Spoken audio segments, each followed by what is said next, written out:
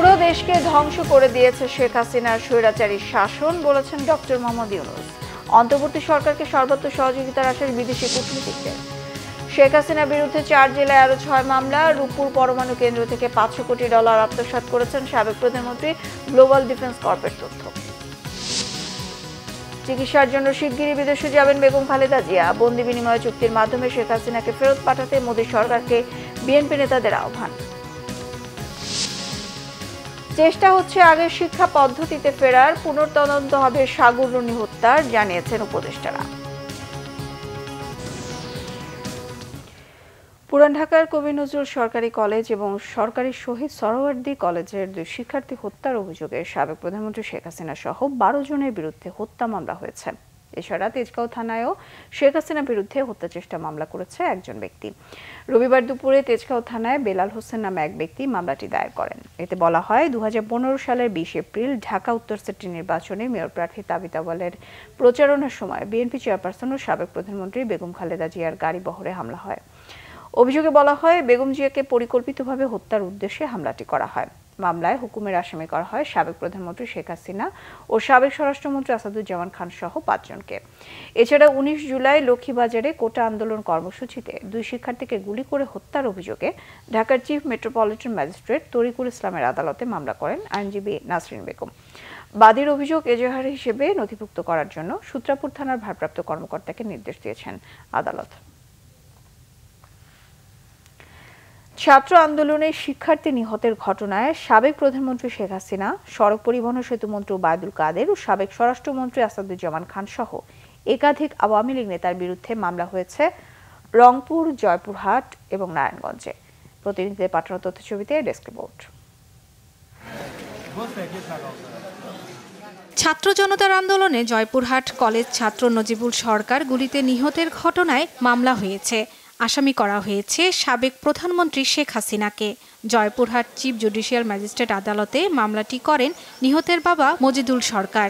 এতে শেখ হাসিনা ছাড়াও আসামি করা হয়েছে সাবেক সেতুমন্ত্রী ওবায়দুল কাদের সহ 128 জনকে। 4 আগস্ট বৈষম্য বিরোধী ছাত্র আন্দোলনের অসহযোগী কর্মসূচিতে পুলিশের গুলিতে নিহত হন 5 বিজনেস ম্যানেজমেন্ট ইনস্টিটিউটের একাদশ শ্রেণীর শিক্ষার্থী নজিবুল সরকার। এদিকে রংপুরের শিক্ষার্থী আব্দুল্লাহ তাহির হত্যায় সাবেক প্রধানমন্ত্রী শেখ হাসিনা, সড়ক পরিবহন ও সেতুমন্ত্রী ওবায়দুল কাদের সহ 40 জনকে আসামি করে মামলা হয়েছে। আব্দুল্লাহ তাহির পিতা বাদী হয়ে আমরা বিজ্ঞ চিফ মেট্রোপলিটন ম্যাজিস্ট্রেট আমলি আদালতে মামলাটি দায়ের করা হয়েছে। এখানে মোট 41 জন আসামির বিরুদ্ধে মামলা দায়ের করা হয়। প্রধান আসামি হিসেবে 1 নম্বর আসামি শেখ হাসিনা, সাবেক স্বৈরাচার এবং অবৈধ প্রধানমন্ত্রী হিসেবে খ্যাত, উনি আছেন 1 নম্বরে, এবং আইনমন্ত্রী, স্বরাষ্ট্রমন্ত্রী সহ আওয়ামী লীগের রংপুর সিটি কর্পোরেশনের যারা এই পুলিশ কর্মকর্তাদের সাথে এক হয়ে সরকারের নির্দেশে যারা এই সাধারণ ছাত্র জনতার উপর গুলিবর্ষণ করেছে তাদেরকে আসামি করা হয়েছে। অন্যদিকে বেগম রোকেয়া বিশ্ববিদ্যালয়ের শিক্ষার্থী আবু সাইদ হত্যার ঘটনায় পুলিশের সাবেক আইজিপি চৌধুরী আব্দুল্লাহ আল মামুন, রংপুর রেঞ্জের সাবেক ডিআইজি আব্দুল বাতেন সহ 17 জনের বিরুদ্ধে মামলা হয়েছে। অতিরিক্ত মেট্রোপলিটন ম্যাজিস্ট্রেট আদালতে মামলাটি করেন আবু সাইদের বড় ভাই রমজান আলী। আমার চাওয়া এই মামলা অতি দ্রুত তদন্তর মাধ্যমে খুনিদের আমি ফাঁসি চাই। এসআই আমির হামজা, কনস্টেবল সুজন চন্দ্র রায় সহ 17 জনকে আসামি করে, অজ্ঞাতনামা 130 থেকে 35 জনকে আসামি করে আমরা মামলাটা দায়ের করেছি। এছাড়া কলা ব্যবসায়ী মেরাজুল হত্যা মামলায় আসামি করা হয়েছে 21 জনকে। মেরাজুলের মা আম্বিয়া খাতুন আজকে বিজ্ঞ আদালতে বাদী হয়ে একটি হত্যা মামলা দায়ের করে প্যানাল কোডের 302 ধারায়। এই মামলায় মোট 21 জন আসামি। 21 জন আসামির মধ্যে 1 নম্বর আসামি হচ্ছে উৎপল কুমার সরকার, উনি 1 নম্বর আসামি। মোট 6 জন পুলিশ কর্মকর্তা এবং 21 জনের মধ্যে বাকিরা সবাই আওয়ামী লীগ, যুবলীগের শীর্ষস্থানীয় নেতৃবৃন্দ। শেখ হাসিনা সহ আওয়ামী লীগের শীর্ষ নেতাদের নামে মামলা হয়েছে নারায়ণগঞ্জেও। বৈষম্য বিরোধী ছাত্র আন্দোলনে নারায়ণগঞ্জের চাষারায় আবু হাসনাত নিহতের ঘটনায় সাবেক প্রধানমন্ত্রী শেখ হাসিনা, সাবেক স্বরাষ্ট্রমন্ত্রী আসাদুজ্জামান খান ও সাবেক এমপি শামীম ওসমান সহ ৪৮ জনের নাম উল্লেখ সহ ১৫০ জনকে আসামি করে মামলা হয়েছে। নারায়ণগঞ্জ মডেল থানায় নিহতের বড় ভাই আব্দুল বাশার অনিকের করা মামলার অন্যতম আসামিরা হলেন সাবেক এমপি সেলিম ওসমান, শামীম ওসমানের ছেলে অয়ন ওসমান, ভাতিজা আজমেরি ওসমান, শালক বিসিবি পরিচালক তানভীর আহমেদ টিটু, নারায়ণগঞ্জ সিটি কর্পোরেশনের মেয়র ডাক্তার সেলিনা হায়াত আইভির ছোট ভাই, মহানগর যুবলীগের সাধারণ সম্পাদক আলী রেজা উজ্জ্বল। নাটোরের স্কুল ছাত্র ইয়াসিন হত্যা মামলায় শেখ হাসিনা ও নাটোর ২ আসনের সাবেক এমপি শফিকুল ইসলাম শিমুল সহ ১১১ জনের নামে হত্যা মামলা করেছে নিহতের বাবা। দুপুরে নাটোর সদর থানায় এ মামলাটি হয়। শর্মিলা কেয়া, বাংলা ভিশন নিউজ ডেস্ক। দেশের সর্ববৃহৎ ও ব্যয়বহুল প্রকল্প রূপপুর পারমাণবিক বিদ্যুৎ কেন্দ্র থেকে ৫০০ কোটি মার্কিন ডলারের বেশি অর্থ আত্মসাৎ করেছেন সাবেক প্রধানমন্ত্রী শেখ হাসিনা। গ্লোবাল ডিফেন্স কর্পের এক প্রতিবেদনে তথ্য জানানো হয়। এতে বলা হয়েছে, প্রকল্প বাস্তবায়নকারী সংস্থা রাশিয়ার রোসাট্রম মালয়েশিয়ার একটি ব্যাংকের মাধ্যমে শেখ হাসিনাকে অর্থ আত্মসাতের সুযোগ করে দেয়। শেখ হাসিনার ছেলে সজীব ওয়াজিদ জয় এবং শেখ রেহানার মেয়ে টিউলিপ সিদ্দিকের মধ্যস্থতা করেন বলে প্রতিবেদনে দাবি করা হয়েছে। এতে তুলে ধরা হয়েছে, রাশিয়ার সহযোগিতায় বিদ্যুৎ কেন্দ্রটি নির্মাণে খরচ করা হয় ১,২৬৫ কোটি ডলার, যা প্রয়োজনের তুলনায় অনেক বেশি। খরচের এই বাজেট থেকে মালয়েশিয়ার ব্যাংকের মাধ্যমে শেখ হাসিনাকে ৫০০ কোটি ডলার আত্মসাতের সুযোগ করে দেয় রোসাট্রম। টিউলিপ সিদ্দিকের মধ্যস্থতায় রাশিয়ার সঙ্গে শেখ হাসিনার এই চুক্তি হয় দাবি করে প্রতিবেদনে বলা হয়েছে, মালয়েশিয়ায় পাচার করা অর্থে ৩০% পেয়েছেন টিউলিপ সিদ্দিক, তার মা শেখ রেহানা ও পরিবারের কয়েকজন সদস্য। চিকিৎসার জন্য শিগগিরই বিদেশে যাবেন বিএনপি চেয়ারপারসন বেগম খালেদা জিয়া। তবে কোন দেশে, কোন হাসপাতালে যাবেন তা এখনো ঠিক হয়নি। গতকাল জানিয়েছেন দলটির স্থায়ী কমিটির সদস্য অধ্যাপক ডাক্তার এজেডএম জাহিদ হোসেন। এদিকে বন্দি বিনিময় চুক্তির মাধ্যমে শেখ হাসিনাকে বাংলাদেশে ফেরত পাঠাতে ভারতের মোদী সরকারকে আহ্বান জানিয়েছেন বিএনপি চেয়ারপারসনের উপদেষ্টা জয়নুল আবদিন ফারুক। রিপোর্ট জাহাঙ্গীর আকন্দের। ছাত্র জনতার আন্দোলনে আহতদের দেখতে রবিবার চক্ষু বিজ্ঞান ইনস্টিটিউটে যান বিএনপির স্থায়ী কমিটির সদস্য অধ্যাপক ডাক্তার এজেডএম জাহিদ হোসেন। এ সময় তিনি আহতদের খোঁজ খবর নেন, সর্বোচ্চ চিকিৎসা দিতে আহ্বান জানান হাসপাতাল কর্তৃপক্ষকে। পরে ডাক্তার জাহিদ হোসেন সাংবাদিকদের জানান, প্রায় ৮০০-এর মতো আহত মানুষ চক্ষু বিজ্ঞান ইনস্টিটিউটে চিকিৎসা নিয়েছেন। হাসপাতালে এখনও চিকিৎসাধীন ৫০ জনেরও বেশি। তাদের অনেকের আর দৃষ্টিশক্তি ফিরে পাওয়ার সম্ভাবনা নেই। বেগম খালেদা জিয়ার চিকিৎসার বিষয়ে সাংবাদিকদের প্রশ্নেরও জবাব দেন তিনি। এটি একটি প্রক্রিয়ার মধ্যে আছে, এখন পর্যন্ত দেশ এবং কোন প্রতিষ্ঠান এটি ফাইনালাইজ হয় নাই, কারণ ওনার এটা আমরা বলি ডাক্তারি ভাষায় গ্লোবাল ইভ্যালুয়েশন। গ্লোবাল মিনস হচ্ছে 360 ডিগ্রি ইভ্যালুয়েশন, অর্থাৎ সকল কিছুর ওনার এই যে দীর্ঘ সময় কারান্তরীণ ছিলেন, বিভিন্ন অসুখ আপনাদেরকে আমরা বিভিন্ন সময় বলেছি, উনি খুব সহসাই যাবেন। এদিকে জাতীয় প্রেস ক্লাবে এক মানববন্ধনে বিএনপি চেয়ারপারসনের উপদেষ্টা জয়নাল আবদিন ফারুক অভিযোগ করেন, শেখ হাসিনা গত ১৬ বছর দেশে লুটপাট, দুর্নীতি, গুম খুনের মাধ্যমে ত্রাসের রাজত্ব কায়েম করেছিলেন। ইতিহাসের নির্মম পরিহাস, ছাত্র জনতার গণ অভ্যুত্থানে তাকে পালিয়ে যেতে হয়েছে। কোথায় সালমান এফ রহমান, কোথায় আনিসুল হক? মুখ ভেঙে কথা বলতেন, খালেদা জিয়াকে ছাড়া যাবে না। আনিসুল হক, আপনি এখন জেলে, আর খালেদা জিয়া মুক্ত আকাশে। এটাই সবে আল্লাহর ইচ্ছা। আমরা এখন ভারতকে বলতে চাই, দয়া করে অবিলম্বে এক করে শেখ হাসিনাকে বাংলাদেশে পাঠান। পুলিশ কর্মকর্তা হারুনুর রশিদ ও বিপ্লব সরকার সহ দুর্নীতিবাজদের অবিলম্বে গ্রেফতার ও বিচারের দাবি জানান জয়নাল আবদিন ফারুক। দেখুন আমার গুলির চিহ্ন হারুনে,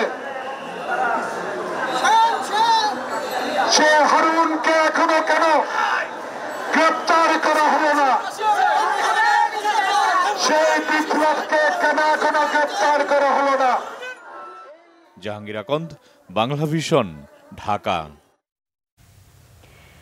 জুলাই ও আগস্টের গণহত্যা এবং গত 15 বছরের গুম খুনের বিচারের দাবি জানিয়েছেন বিএনপির আন্তর্জাতিক বিষয়ক কমিটির সদস্য ইঞ্জিনিয়ার ইশরাক হোসেন। হত্যা ও গুম খুনের প্রতিবাদে গতকাল বংশাল থানা বিএনপি আয়োজিত বিক্ষোভ মিছিলে তিনি দাবি করেন। এ সময় তিনি অভিযোগ করেন, আওয়ামী লীগের সন্ত্রাসীদের নেতৃত্বে সারা দেশে গণহত্যা হয়েছে। এই হত্যায় জড়িতদের বিরুদ্ধে দ্রুত মামলার তাগিদ দেন ইশরাক হোসেন। বলেন, অপরাধীদের দ্রুত গ্রেফতার ও বিচারের আওতায় আনতে হবে। গণহত্যা, গুম খুনে জড়িতদের শাস্তি না হওয়া পর্যন্ত বিএনপি রাজপথে থাকবে বলে জানান। দুপুরে পুরান ঢাকার নয়াবাজার বিএনপি কার্যালয়ের সামনে থেকে শুরু হয় বিক্ষোভ মিছিল। শেখ হাসিনা বিচারের দাবিতে মিছিলে নানা স্লোগান দেওয়া হয়। দাবি একটাই, আমরা অবিলম্বে যে গণহত্যা সংগঠিত হয়েছে বাংলাদেশে গত 15 বছরে যে গুম খুন এবং বিচার বহির্ভূত হত্যাকাণ্ড হয়েছে আওয়ামী লীগের নেতৃত্বে, সেটার আমরা অবিলম্বে বিচার চাই।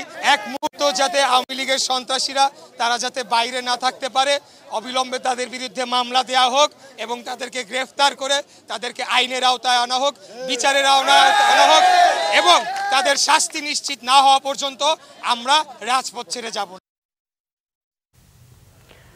বক্তব্য ভুলভাবে উপস্থাপন করে সামাজিক যোগাযোগ মাধ্যমে অপপ্রচার চালানো হচ্ছে বলে অভিযোগ করেছেন বিএনপি নেতা ইশরাক হোসেন।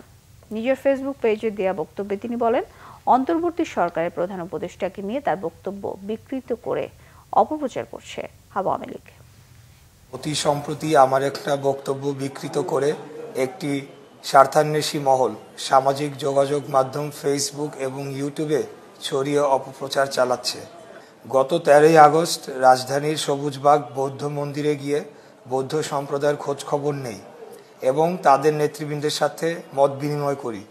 সেখানে থাকা সাংবাদিকরা সাবেক স্বরাষ্ট্র উপদেষ্টা ব্রিগেডিয়ার জেনারেল সাখাওয়াত হোসেনের একটি বক্তব্য নিয়ে প্রশ্ন করলে তার প্রতি উত্তরে আমি সে সময় স্বরাষ্ট্র উপদেষ্টার পদত্যাগ চেয়ে মন্তব্য করি।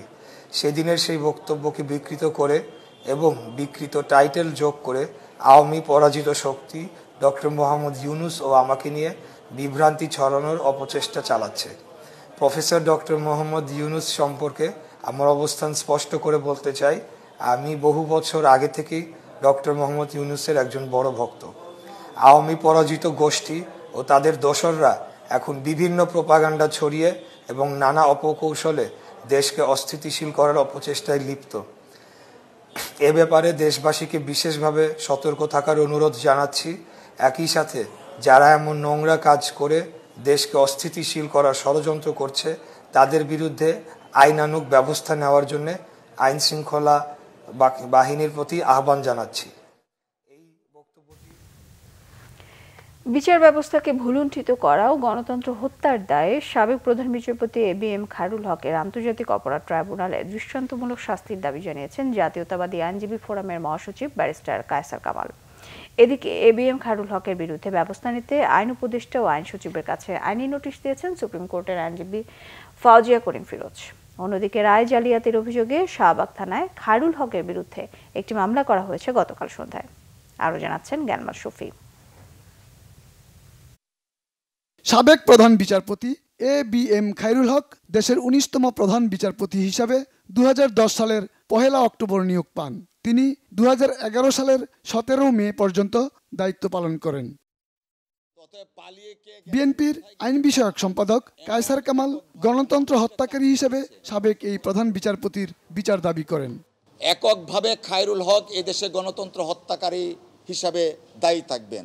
শেখ হাসিনা এবং খায়রুল হক এই দুইজনের বিচার পাশাপাশি করতে হবে। গণতন্ত্র হত্যার জন্য, একনায়কতন্ত্র কায়েম করার জন্য, ফ্যাসিজম কায়েম করার জন্য হাসিনা এবং খায়রুল হক দুইজন সাথী শোল্ডার টু শোল্ডার কাজ করেছে। আইনজীবী সমাজ প্রত্যাশা করে শেখ হাসিনার পাশাপাশি খায়রুল হকের বিচার যেন দৃষ্টান্তমূলক এই আন্তর্জাতিক ট্রাইব্যুনালে হয়। সুপ্রিম কোর্টের জ্যেষ্ঠ আইনজীবী ফাউজিয়া করিম ফিরোজ এবিএম খায়রুল হকের বিরুদ্ধে ব্যবস্থা নিতে আইন উপদেষ্টা ও আইন সচিবের কাছে রবিবার ডাকযোগে নোটিশ পাঠান। নোটিশে তিনি বলেন, তৎকালীন প্রধান বিচারপতি খায়রুল হক রাজনৈতিক উদ্দেশ্য প্রণোদিত হয়ে তত্ত্বাবধায়ক সরকারের বিধানকে অপ্রাসঙ্গিক ও অসাংবিধানিক বলেন। তার অবসরের 16 মাস পর রায় প্রকাশ করা হয়। আমরা ফর্মার ল কমিশনার যিনি চিফ জাস্টিস ছিলেন খায়রুল হক সাহেব, তার বিরুদ্ধে আমরা একটা দিয়েছি, মানে তার যথাযথ তার বিরুদ্ধে যেন ব্যবস্থা গ্রহণ করে, আইনগত ব্যবস্থা গ্রহণ করা হয়, কারণ he is the architect of abolishing the whole democratic system in Bangladesh, এবং তার বিরুদ্ধে যথাযথ যত ধরনের আইনানুগ ব্যবস্থা আছে সেটা গ্রহণ করতে যেন পারেন। সংবিধানের 13শ সংশোধনী বাতিল করে দেয়া রায় পরিবর্তনের জন্য প্রতারণা ও জালিয়াতির অভিযোগে বিচারপতি খায়রুল হকের বিরুদ্ধে করা একটি মামলা রবিবার খারিজ করে দিয়েছেন ঢাকার সিএমএম আদালতের বিচারক দিলরুবা আফরোজ তিথি। গালমান শফি, বাংলা ভিশন, ঢাকা। শিক্ষা উপদেষ্টা ডক্টর ওয়াহিদউদ্দিন মাহমুদ গতকাল জানিয়েছেন, নতুন শিক্ষাক্রম বাস্তবায়ন কঠিন, আগের পদ্ধতিতে ফেরার চেষ্টা করবে সরকার। এদিকে সরকার স্বাধীন গণমাধ্যম কমিশন গঠনের কথা ভাবছে বলে জানিয়েছেন তথ্য ও সম্প্রচার উপদেষ্টা নাহিদ ইসলাম। সাংবাদিক সাগর রুনি হত্যাকাণ্ডের বিচারের নামে প্রহসন হয়েছে বলেও মন্তব্য তার। রিপোর্ট সৈয়দ আব্দুল মুহিতের। রবিবার সচিবালয়ে মন্ত্রণালয়ের কর্মকর্তাদের সাথে বৈঠকের পর শিক্ষা উপদেষ্টা অধ্যাপক ডক্টর ওয়াহিদউদ্দিন মাহমুদ বলেন, বর্তমান শিক্ষা কার্যক্রম বাস্তবায়ন অসম্ভব, আগের শিক্ষাক্রমে ধাপে ধাপে ফিরে যাওয়া হবে। শিক্ষা কার্যক্রম পাঠ্যক্রম তো উন্নত করতেই হবে, সময় বদলাচ্ছে, কিন্তু যেটা তৈরি করা হয়েছে এটা বাস্তবায়ন করা খুবই কঠিন বর্তমান পর্যায়ে আমাদের যে শিক্ষক আছে তা দিয়ে, এবং এটা যে আমাদের দেশের জন্য সর্বক্ষেত্রে উপযোগী তাও আমরা মনে করছি না। নতুন শিক্ষাক্রমকে আমরা খুব সম্ভব আর এটা কার্যকর করা সম্ভব বলে আমি দেখছি না। তথ্য ও সম্প্রচার উপদেষ্টা নাহিদ ইসলাম আশা করেন, গণমাধ্যমকে কাজ করতে হবে দল নিরপেক্ষভাবে। গণমাধ্যম কর্মী আইন সহ সংশ্লিষ্ট আইনে সমস্যা থাকলে সেটি সংস্কারের পাশাপাশি সেন্সর বোর্ড পুনর্গঠনে আশ্বাসও দেন। গণমাধ্যমের স্বাধীনতার কথা ইতিমধ্যে আমি বলেছি, সে বিষয়ে যেই বিদ্যমান যেই আইন এবং বিধিনিষেধগুলো আছে সেগুলোতে যদি সংস্কার আনার প্রয়োজন মনে করা হয়, সেগুলো আপনাদের সাথে আলোচনার মাধ্যমে আমরা এই বিষয়ে উদ্যোগ নিব। সচিবালয়ে অর্থ বাণিজ্য উপদেষ্টা ডক্টর সালেউদ্দিন আহমেদ বলেন, দ্রব্যমূল্য নিয়ন্ত্রণে উৎপাদন ও সরবরাহ ঠিকঠাক রাখতে সচেষ্ট থাকবে সরকার। আমরা এখন চাচ্ছি আমাদের উন্নয়ন প্রকল্পগুলো সবগুলো ওয়ার্ল্ড ব্যাংক, এডিপি যেগুলো ছিল সেগুলো যৌক্তিক যেগুলো আছে, এটা কোনো কারণে তো আমরা এখনো বন্ধ করিনি। ওরা বলেছে যে আপনি যদি বলেন আমরা কার্যক্রম করব, আর ভবিষ্যতে আমাদের পাইপলাইনে বা অন্য প্রজেক্ট যেগুলো আমরা ঠিক করব সেগুলো যেন ওরাও সহায়তা বলছে, আমরা যতটুকু সম্ভব করব। ওরা খুব পজিটিভ। সৈয়দ আব্দুল মুহিত, বাংলা ভিশন, ঢাকা। নতুন কোনো বিদ্যুৎ স্টেশন না করেও বর্তমান বিদ্যুৎ দিয়ে 2030 সাল পর্যন্ত চাহিদা মেটানো সম্ভব বলে জানিয়েছেন সিপিডির গবেষণা পরিচালক ডক্টর খন্দকার গোলাম মোয়াজ্জেম। সকালে ধানমন্ডিতে সিপিডির নিজস্ব কার্যালয়ে বিদ্যুৎ ও জ্বালানি খাতের সংস্কার নিয়ে সংবাদ সম্মেলনে এই কথা বলেন তিনি। বিপিসি সহ জ্বালানি খাতের প্রতিষ্ঠানগুলোর গত 5 বছরের অর্থনৈতিক অডিট আন্তর্জাতিক সংস্থা দিয়ে পুনর্মূল্যায়নের পরামর্শ দেন সিপিডির এই গবেষণা পরিচালক। বলেন, এলএনজি আমদানির গুরুত্ব কমিয়ে দিয়ে অভ্যন্তরীণ কূপ খননের দিকে মনোনিবেশ করা উচিত। নতুন সরকারকে বিদ্যুৎ ও জ্বালানি খাত নিয়ে 100 দিনের কর্মপরিকল্পনার তাগিদ দেন। বিপিসি প্রতিযোগিতামূলক জ্বালানির দাম বলে বাজারে যা ছেড়েছে এটি বড় ধরনের ত্রুটিযুক্ত বলেও মনে করেন তিনি। বিদ্যুৎ ও জ্বালানি খাতে নীতি, আইনগত ও পরিকল্পনাগত সংস্কার জরুরি বলে মনে করেন সিপিডি। এবার খেলার সংবাদ।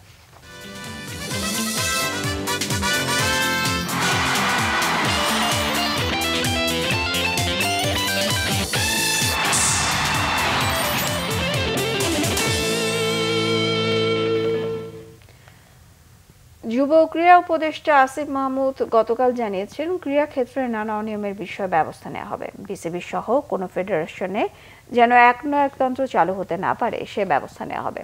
এ সময় তিনি দেশের প্রথম স্বতন্ত্র স্পোর্টস ইনস্টিটিউট করার পরিকল্পনার কথা জানিয়েছেন। এতদিন দেশের ক্রীড়া ক্ষেত্রে প্রতিটি গুরুত্বপূর্ণ পদ ছিল রাজনৈতিক ব্যক্তিদের দখলে। ক্ষমতার পালা বদলে তাদের অনেকেই দিয়েছেন গা ঢাকা। দায়িত্ব নিয়ে কঠিন চ্যালেঞ্জের সামনে নতুন ক্রীড়া উপদেষ্টা আসিফ মাহমুদ সজীব ভুঁইয়া ক্রিকেট বোর্ড সহ সব ক্রীড়া ফেডারেশনকে রাজনীতি মুক্ত করার ঘোষণা দেন তিনি। নারী টি-20 বিশ্বকাপ আয়োজনে আশা ছাড়েননি ক্রীড়া উপদেষ্টা। প্রয়োজনে প্রধান উপদেষ্টা ডক্টর মোহাম্মদ ইউনূসের সহায়তা চাইবেন। আন্তর্জাতিক অঙ্গনের সাফল্যের জন্য দেশের প্রথম স্বতন্ত্র স্পোর্টস ইনস্টিটিউট করা হবে। বিশ্বমানের ক্রীড়াবিদ তৈরিতে যা কাজে দেবে বলে আশা করেন আসিফ মাহমুদ। ক্রীড়াঙ্গনকে রাজনৈতিক প্রভাবমুক্ত করতে সার্চ কমিটি করা হবে বলেও জানান যুব ক্রীড়া উপদেষ্টা। সংবাদ শেষ করব শিরোনামগুলো আরেকবার জানিয়ে। পুরো দেশকে ধ্বংস করে দিয়েছে শেখ হাসিনার স্বৈরাচারী শাসন, বলেছেন ডক্টর মোহাম্মদ ইউনূস। অন্তর্বর্তী সরকারকে সর্বত্র সহযোগিতার আশ্বাস বিদেশি কূটনীতিকদের। শেখ হাসিনার বিরুদ্ধে 4 জেলায় আরো 6 মামলা। রূপপুর পরমাণু কেন্দ্র থেকে $500 কোটি আত্মসাৎ করেছেন সাবেক প্রধানমন্ত্রী, গ্লোবাল ডিফেন্স কর্পের তথ্য। চিকিৎসার জন্য শিগগিরই বিদেশে যাবেন বেগম খালেদা জিয়া। বন্দি বিনিময় চুক্তির মাধ্যমে শেখ হাসিনাকে ফেরত পাঠাতে মোদী সরকারকে বিএনপি নেতাদের আহ্বান। চেষ্টা হচ্ছে আগের শিক্ষা পদ্ধতিতে ফেরার, পুনর্তদন্ত হবে সাগর রুনি হত্যার, জানিয়েছেন উপদেষ্টারা।